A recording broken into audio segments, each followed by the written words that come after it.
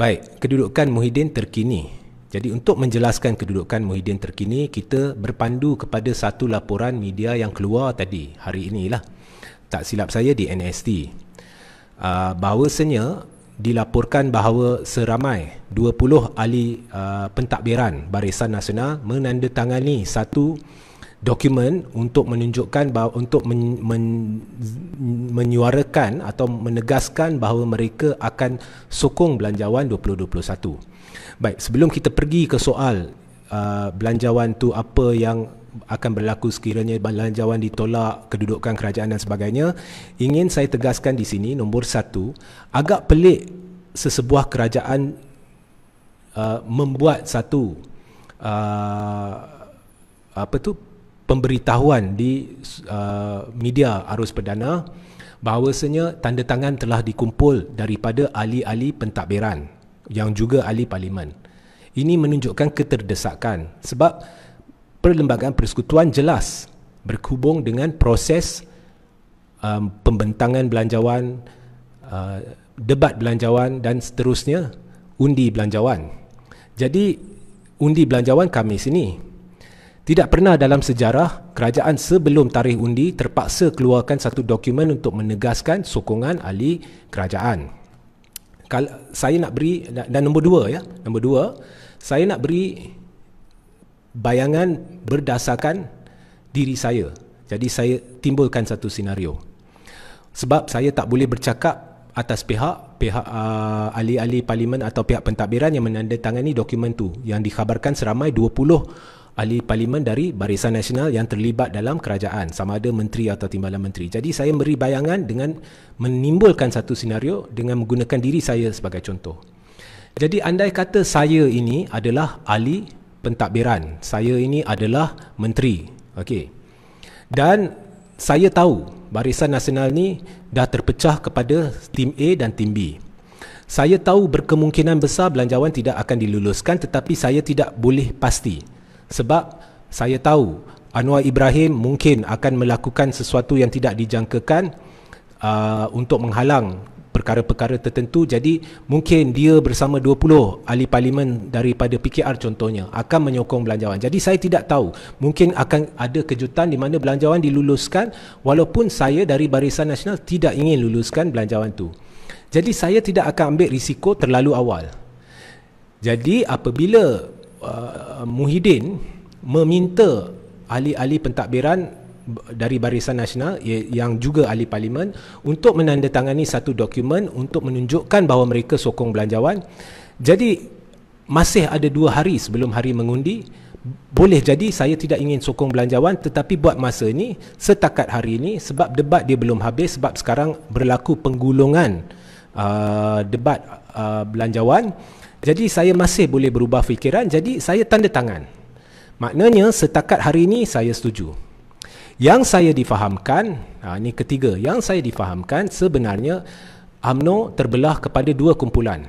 Jadi ini bukan perkara baru sebab saya dah selalu beritahu bahawa UMNO ni terpecah kepada tim A dan tim B, dan anda juga tahu. Tim A diterajui oleh Najib dengan Zahid dan merupakan golongan minoriti, hanya disokong oleh antara 9 hingga 10 ahli parlimen. Tim B pula majoriti dan sepadu di belakang Tengku Razali Hamzah. Tetapi itu dari segi politik parti. Sekarang ni ada satu lagi perpecahan yang bukan bersandar kepada tim A dan tim B, iaitu golongan yang ingin sokong belanjawan dan golongan yang tidak ingin sokong belanjawan. Jadi kita lari sedikit daripada tim A dan tim B itu. Ini khusus perpecahan dari segi sokongan terhadap belanjawan. Kerana ada hampir semua ahli parlimen dalam UMNO tidak bersepakat dengan Tan Sri Muhyiddin Yassin dan inginkan dia berundur.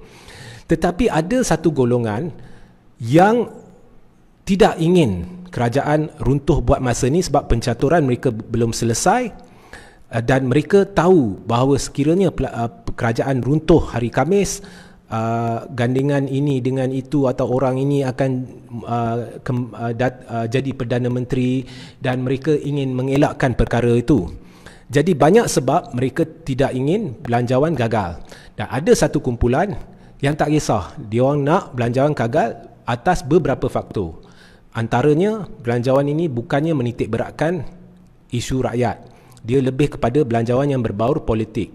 Pengagihan dana juga dilihat lebih cenderung ke arah kementerian-kementerian tertentu yang disyaki adalah sebagai persediaan untuk kerajaan menghadapi pilihan raya umum ke-15, dan dana ini berunsur menyokong propaganda. Dan juga kegagalan Muhyiddin untuk membenarkan usul tidak percaya dibentangkan di Dewan sebagai agenda utama menyebabkan pihak-pihak yang berkaitan terpaksa mematuhi proses demokrasi untuk menggunakan belanjawan yang memang mereka rasakan tersasar, ya, unjuran-unjuran tersasar dan agensi-agensi yang pelik diberikan dana ni tak nampak untuk memerangi COVID, ya. Jadi mereka akan gunakan benda ni untuk sekaligus menyatakan bahawa mereka tidak percaya terhadap Muhyiddin. Jadi dia terbelah kepada dua. Dan yang saya difahamkan sehingga hari ini, hampir atau melebihi 20 ahli parlimen dari UMNO tidak akan sokong belanjawan. Ini yang saya difahamkan. Ini bukannya saya beritahu bahawa ini adalah fakta yang anda perlu dengar dari Regi J.C. Ritaudin. Bukan. Okay? Sebab apabila anda mendengar pencerahan saya, ianya berdasarkan apa yang saya difahamkan, ianya juga berunsur pendapat dalam isu ini. Baik.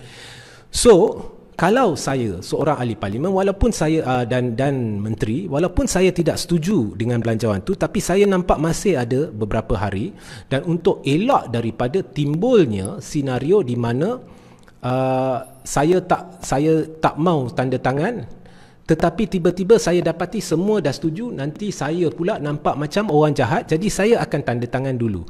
Ini tidak semestinya kesemua 20 ini akan sokong belanjawan pada hari Khamis.